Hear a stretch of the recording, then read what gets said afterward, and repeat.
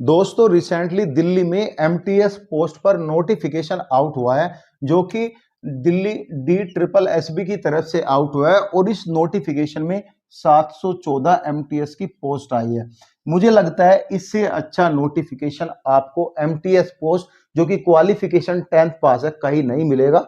तो पढ़ने की आप आज से ही तैयारी करना स्टार्ट कर दो। और गाइज इस वीडियो में हम बात करेंगे इसका सिलेक्शन प्रोसीजर क्या है, एग्जाम पैटर्न क्या होगा, एग्जाम सिलेबस क्या रहेगा और यहाँ पे स्टडी आपको कैसे करनी है और इसकी कट ऑफ कितनी जा सकती है।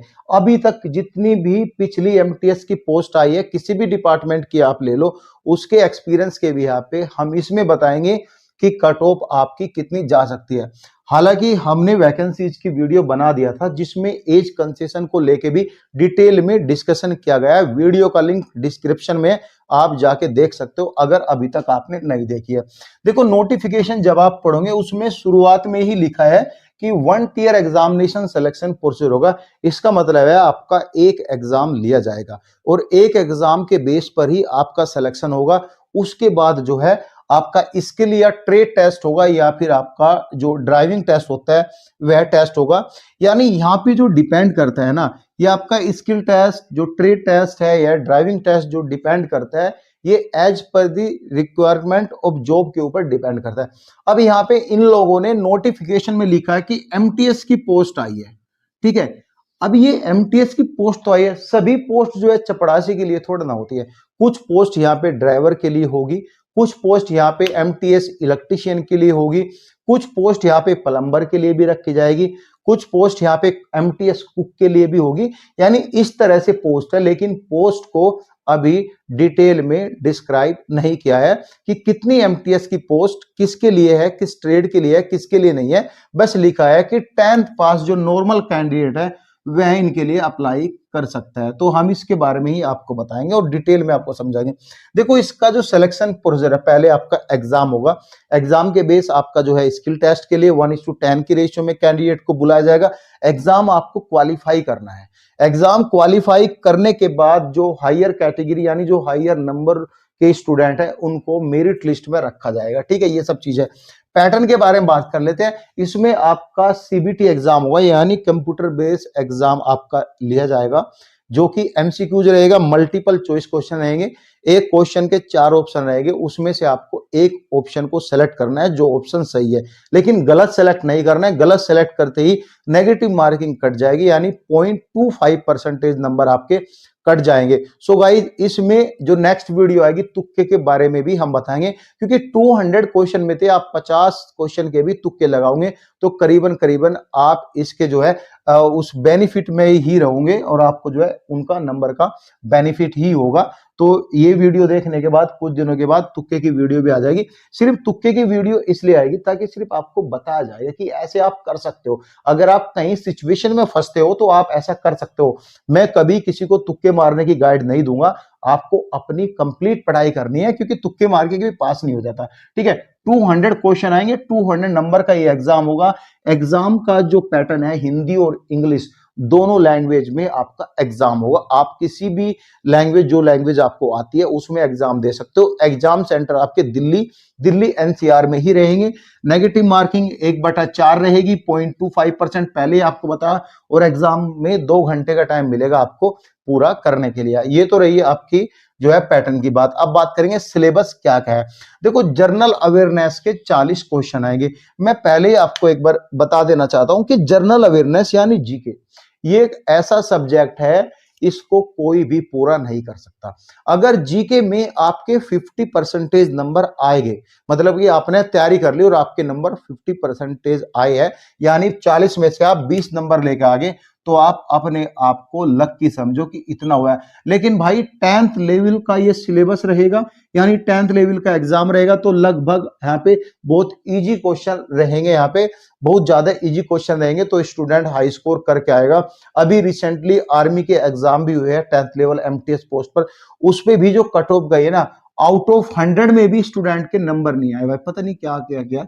आउट ऑफ 100 कट ऑफ गई है। तो इसमें भी कट ऑफ आप इजी मान के मत चलना, क्योंकि दिल्ली में एमटीएस या किसी भी पोस्ट हो, कैसी भी पोस्ट हो, कोई भी ऑर्गेनाइजेशन हो, सबसे ज्यादा हाईएस्ट सैलरी मिलती है, हाईएस्ट टीपी आपको मिलेगा, और इसकी सैलरी की वीडियो भी आपको जल्दी देखने को मिल जाएगी। ठीक है, अब बात करेंगे जनरल इंटेलिजेंट एंड रीजनिंग। देखो ये सब मेंटली, ये सब माइंड का गेम है, आपको मेंटली प्रिपेयर होना है इन सब चीजों के लिए, और आपको यहाँ पे पजल टाइप ये रहेंगे, तो ये कंप्लीट करना है। तो 40 में से कोशिश करना कि 40 करके आओ, वरना 35-38 तो आपको करके आने हैं।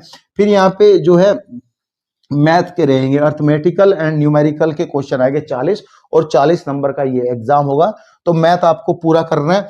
अब एक पॉइंट में स्टूडेंट फंस सकते हैं, सपोज करो जिनकी हिंदी स्ट्रोंग है उनकी इंग्लिश तो कमजोर होगी पक्का, तो यहाँ पे आपको इंग्लिश के भी 40 क्वेश्चन देखने को मिलेंगे, हिंदी के भी, ये तो दोनों इक्वल हो जाएगा सब। भाई कैंडिडेट दोनों में तो अच्छा नहीं होता है, कुछ कैंडिडेट ऐसे होंगे कि दोनों में कहीं ना कहीं ठीक ठाक होंगे, अच्छे नहीं होंगे, लेकिन कुछ कैंडिडेट ऐसे होंगे हिंदी में सुपर रहेंगे और इंग्लिश में डाउन रहेंगे, कुछ कैंडिडेट इंग्लिश में अच्छे होंगे और हिंदी में डाउन रहेंगे, तो ये दोनों में इक्वल हो जाता है। अब जिन कैंडिडेट की हिंदी अच्छी है तो हिंदी में अच्छा स्कोर करेगा, और इंग्लिश अच्छी नहीं है तो इंग्लिश में लो स्कोर करेगा।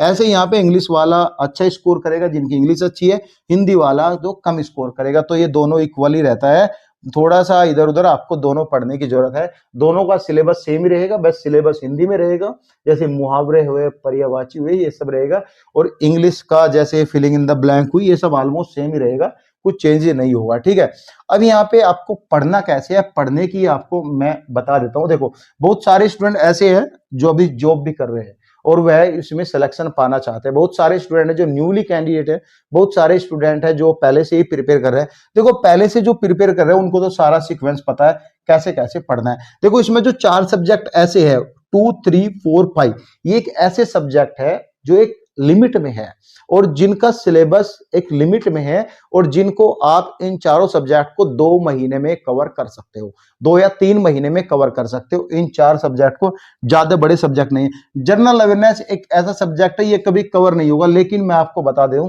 कि आप डेली का कहीं ना कहीं करंट अफेयर की 2-4 मिनट की वीडियो देखना शुरू कर दो आज से ही, या फिर हमारे चैनल पे आप जुड़ जाओ। यहाँ पे कभी कभी अच्छी करंट अफेयर मंथली वाइज भी हम पीडीएफ प्रोवाइड करते हैं फ्री ऑफ कॉस्ट, कोई बड़ी बात नहीं है।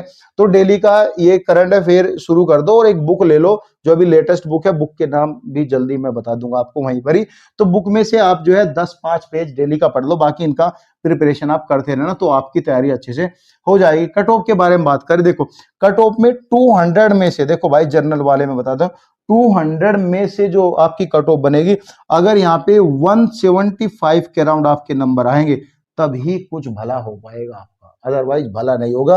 बाकी 5-7 नंबर आप कम करके चलना। आजकल तो कट ऑफ ऑलमोस्ट सेम ही लग रही, लेकिन कट ऑफ का जो फिल्टर होगा यहाँ पे ओबीसी कैंडिडेट के लिए होगा ज्यादा फिल्टर, क्योंकि यहाँ पे ओबीसी मांगे है ओनली दिल्ली कैंडिडेट के लिए, यानी दिल्ली के लिए ओबीसी मांगे है, तो दिल्ली ओबीसी में स्टूडेंट कम मिलेगा, तो यहाँ पे इसकी कट ऑफ लो जाएगी, तो ईडब्ल्यूएस से भी लो कट ऑफ जाएगी। अब जनरल ईडब्ल्यूएस में 40% नंबर आपके होने चाहिए मिला के, यानी 200 नंबर का एग्जाम है, तो ये 40% जो है 80 नंबर आपके यहाँ पे 200 में से होने चाहिए।